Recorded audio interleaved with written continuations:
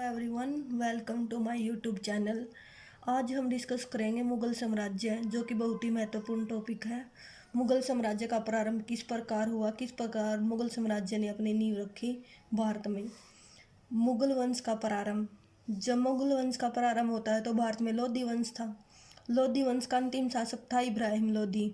इब्राहिम लोधी ने राणा सांगा के साथ मित्रता स्थापित करने की कोशिश की, किंतु ऐसा नहीं हुआ। राणा सांगा ने क्या किया, राणा सांगा ने इब्राहिम लोधी के शोर शराबे से तंग आकर, इब्राहिम लोधी ने उत्पाद मचाया था, उसे तंग आकर भारत में बाबर को बुलाया, जो कि अफगान का शासक था।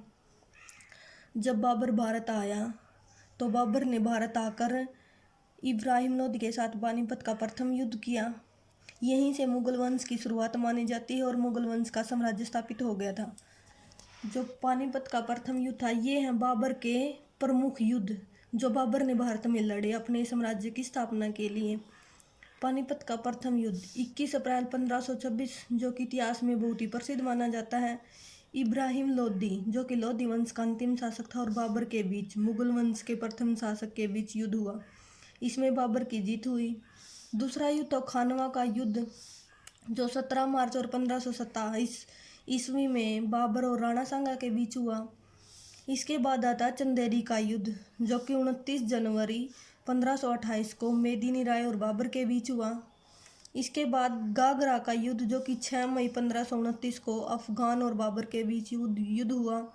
इन चारों युद्धों में बाबर की जीत हुई और अन्य शासकों की पराजय। इस प्रकार बाबर ने युद्ध जीतकर मुगल साम्राज्य की नींव रखने की कोशिश की। आगे हम पढ़ते हैं बाबर का जीवन।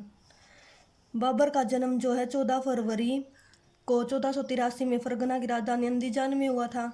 इसके पिता थे उमर शेख मिर्जा, जो कि तैमूर वंश के शासक थे, और इसकी माता का नाम था कुलुतुग निगार बानो बेगम, जो कि चंगेज का वंश की शासिका थी।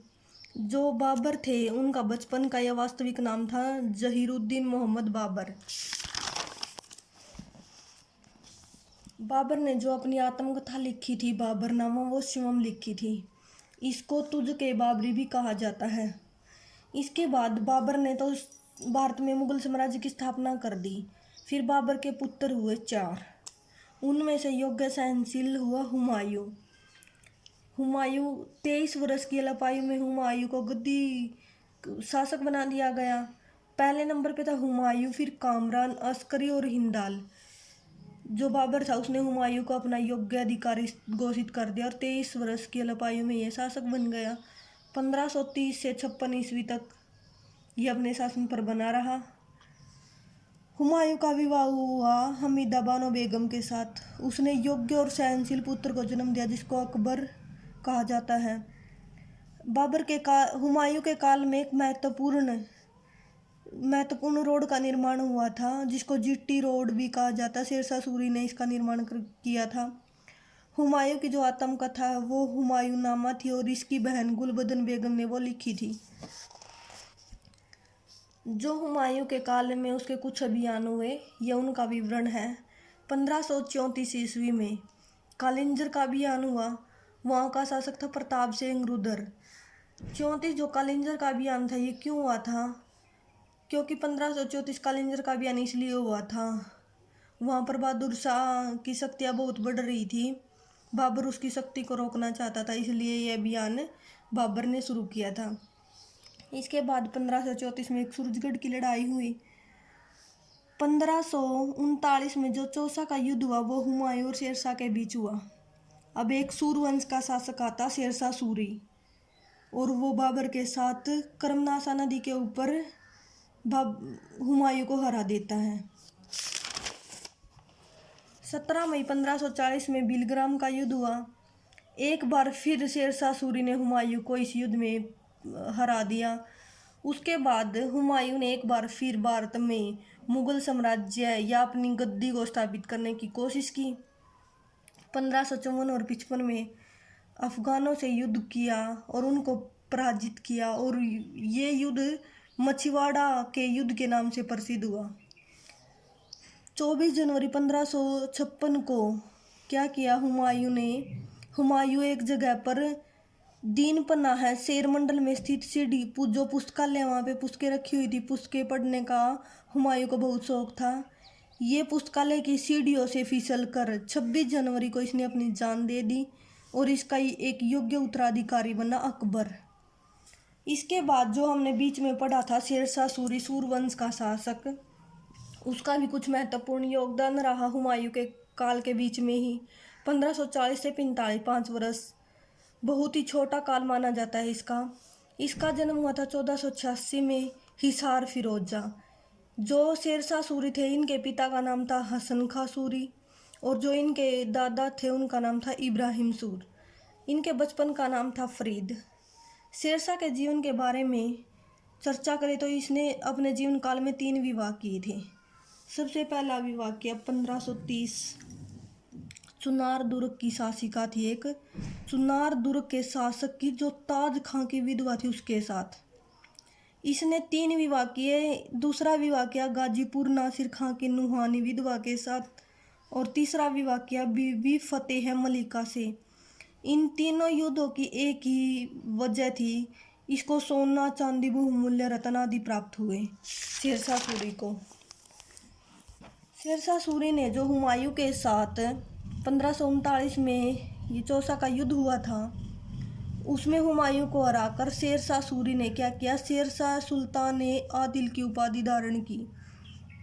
1541 में खरीज खां को हराया शेरशाह सूरी ने, 42 में ग्वालियर को पराजित कर दिया और 1543 में एक राजपूत शासक था जो रायसीन का शासक था पूर्णमल, उसकी हत्या कर दी षड्यंत्रों के कारण।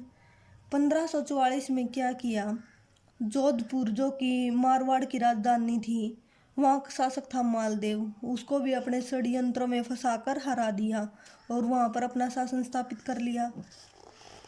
जो शेरशाह सूरी था, इसका अंतिम आक्रमण और इसकी अंतिम विजय थी कालिंजर की विजय। यहाँ पर कीरत सिंह का शासन था, उसके साथ इसका अंतिम आक्रमण हुआ था। वहाँ पर एक आग लग जाने के कारण, गोला बारूद का ढेर था, उसमें आग लग जाने के कारण यहीं पर शेरशाह सूरी की मृत्यु हो जाती है। शेरशाह सूरी के काल के बाद उसके 2 उत्तराधिकारी होते हैं। इस्लाम शाह सूर जो 1545 से 1553 तक रहता है और दूसरा था उत्तरवर्ती सूर जो 53 से 55 तक रहता है। शेरशाह के काल में इसका प्रशासनिक विभाग, इसका सैन्य विभाग बहुत महत्वपूर्ण रहा। एक दीवान आरिज सैनिक होता जो सैन्य विभाग का शासक होता था, एक दीवान इंसा जो पत्रकार था, एक दीवान कज्जा जो न्याय विभाग का अधिकारी होता था, एक दीवान रिसालत जो धर्म से संबंधित विभाग का अधिकारी होता था। उसके बाद जो सरकार का विभाजन था वो परगनों में कर दिया था। जो प्रशासन की छोटी इकाई होती थी उसको डेल या मोजा कहा जाता था, जो कि आज हम जिनको गांव बोलते हैं उसमें डेल या मोजा के नाम से जाने जाते थे।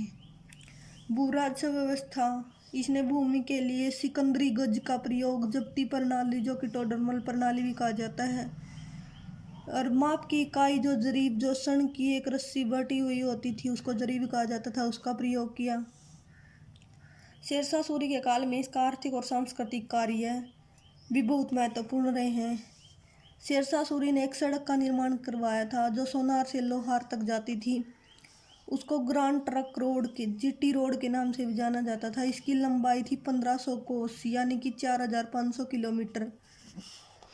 शेरशाह सूरी के काल में सराय जो कि जिनको आज धर्मशाला के नाम से जाना जाता है, इनका प्रबंध करवाया। इनका मुखिया होता था इमाम मुअनिज।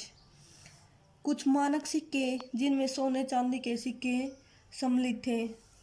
शेरशाह सूरी के काल में एक महत्वपूर्ण चीज़ थी ये, इसने एक सिक्का चलाया था 175 ग्रेन का शुद्ध चांदी का सिक्का था ये, इसको रुपये का नाम दिया गया था। शेरशाह सूरी ने एक किले का निर्माण करवाया, रोहतासगढ़ के किले के नाम से वो आज भी प्रसिद्ध है। शेरशाह सूरी ने अपने जीवन काल में एक मकबरा बनवाया जिसको सहस्राम का मकबरा कहा जाता है। ये एक झील के बीच में स्थित है। कनिंगम ने इसको दूसरे ताज का नाम दिया जो कि एक अंग्रेज अधिकारी था। मोहम्मद जायसी ने शेरशाह सूरी के काल में पद्मावत की रचना की थी। Thank you.